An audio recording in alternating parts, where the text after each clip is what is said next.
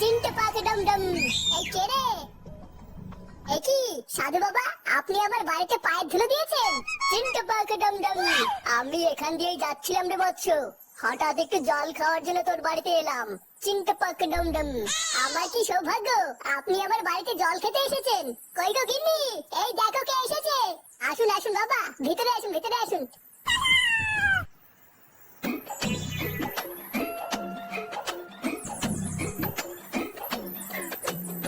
আরে নান্টু, আরে হারান্দাজি কেমন আছেন? আরে আমি তো ভালোই আছি, তা সকাল সকাল কোথায় গেছিলে? এই বাজার থেকে কিছু কম দামে আলু পটল নিয়ে আসলাম। বাহ, ভালো করেছো নান্টু। তা কয়দিন ধরে তুমি সন্ধ্যাবেলায় তাসের আড্ডায় আসছো না কেন? খুব ব্যস্ত নাকি? হ্যাঁ তাই একটু বলতে পারেন, আসলে ছেলে বৌমাকে নিয়ে শ্বশুর বাড়ি গেছে তো, তাই একা হাতে সবকিছু করতে করতে আর সময় হয়ে উঠছে না। ও আচ্ছা আচ্ছা বুঝেছি, সময় পেলে সন্ধ্যাবেলা এক পাক এসো, তোমাকে ছাড়া ঠিক তাসের আড্ডাটা জমে না। আচ্ছা ঠিক আছে, সময় পেলে যাবো।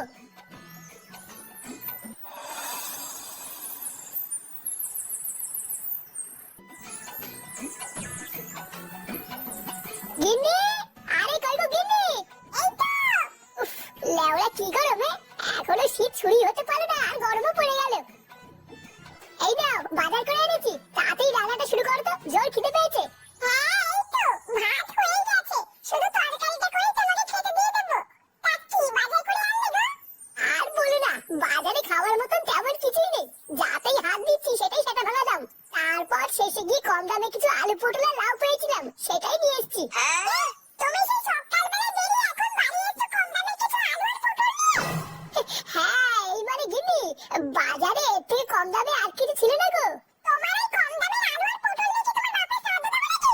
জানো সেই কবে থেকে একটু মাছ খাই না, একটু মাছটা জানলে কি না তা না, এই যে আলু আর পটল দিনে একটু ভালো মন্দ খাওয়ানোর ক্ষমতা নেই, বাড়ির ভাত আর হয়েছে নাকি? বাড়ির পচা আলু পটল কিনে নিয়ে এসছে। নে রে, আজকে মনে হচ্ছে আর কপালে ভাত জুটবে না রে। না, ফুটোকে একবার ফোন করে দেখি কবে বাড়িতে আসবে, এইভাবে তার বাড়িতে একা একা থাকা যাচ্ছে না।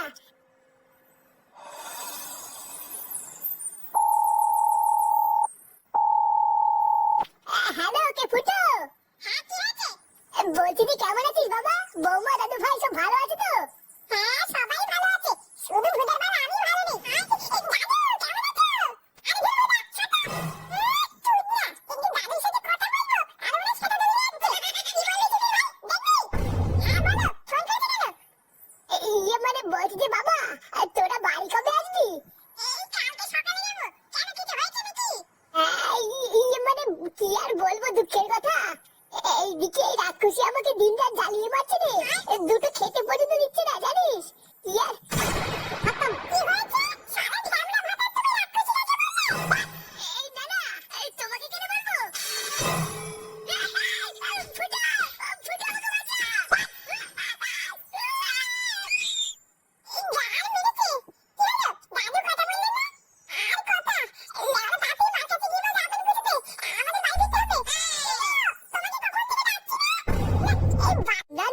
এখনো যদি ওইরকম করে তাহলে সংসারটা চলবে কি করে?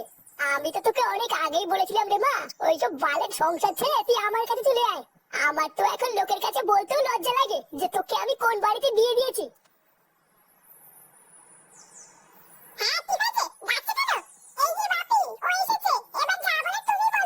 না না জামাই, এগুলো আমি কি শুনছি?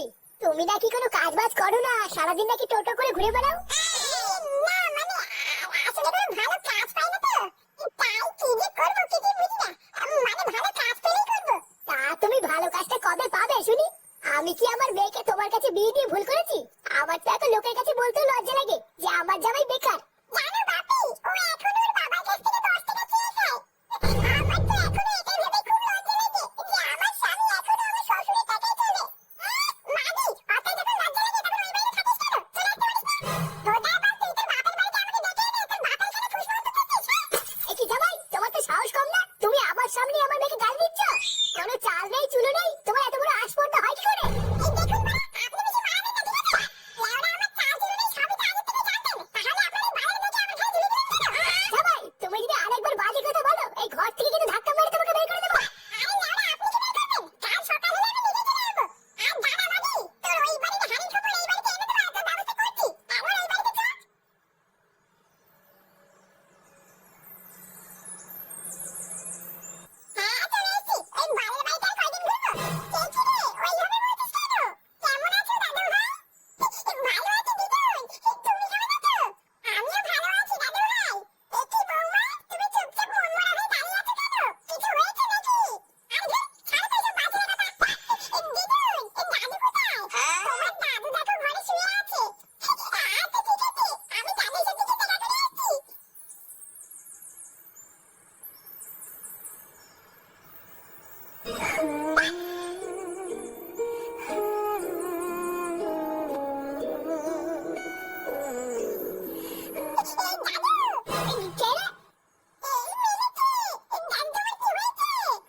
দাদু ভাই তোমরা চলে এসছো?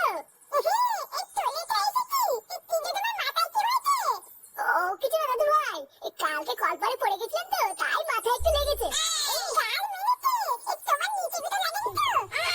না দাদু ভাই, নিচে কোথাও লাগেনি, যা লেগেছে ওপরে লেগেছে। তুমি ভালো আছো তো? কখন আসলে?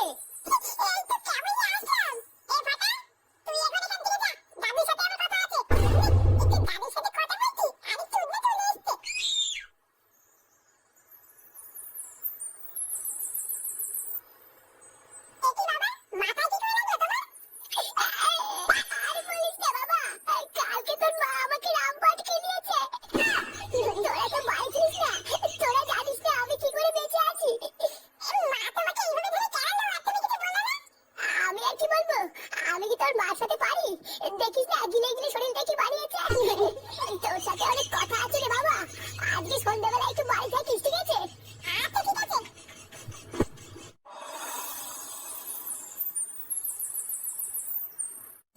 এইসব তুই কি বলছিস ফুটো? তোর মা তোর বাপকে কেলিয়ে চোখ মুখ কানা করে দিয়েছে। ভোদা আমার কানা দেখি, আমি কি তোদের সাথে মজা করতে নাকি? লেওড়া দুটো দিনের জন্য শুধু একটু শ্বশুর বাড়ি গেছি, আর তোরা একটু আমার বাড়ি থেকে খবর আনিসনি। বুঝলা বলটা? ওই জন্য আমি কালকে ফুটোর বাড়ি পা দিয়ে যাওয়ার সময় ঝামেলার আওয়াজ পাচ্ছিলাম, বুঝলা? আওয়াজ শুনে তো মনে হচ্ছিল ধূপধাপ কেড়ে গাড়ি চালাচ্ছে। আমি তো আর ভাবলাম কি না কি ওই জন্য যাইনি। তা হঠাৎ তোর মা তোর বাপকে ধরে কেন কেন? তোর বাপকে কিছু করেছে নাকি? তা আমি কি করে বলবো? আমাকে তো এইসব কিছু বলেনি। বাবা শুধু আমাকে বলে সন্ধ্যাবেলা একটু বাড়ি থাকতে, কি যেন একটা বলবে। আমার মনে হচ্ছে তোর বাবা আজকে থেকে সবকিছু খুলে বলবে রে। এ কি করেছে তোমরা খেয়েছিল? তুই এক কাজ কর বুঝলি, আজকে সন্ধ্যাবেলা তুই বাড়িতেই থাক, তারপর কাকু কি বলে সেটা শোন, শুনে আমাদেরকে কাল সকালে জানা। হ্যাঁ আমিও ওটাই ভাবছি।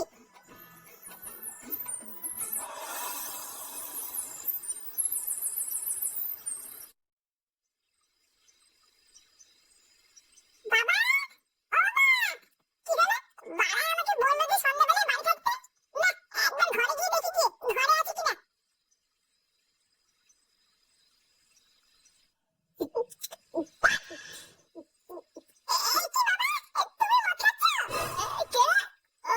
ফুটো, আয় আয় এদিকে আয়।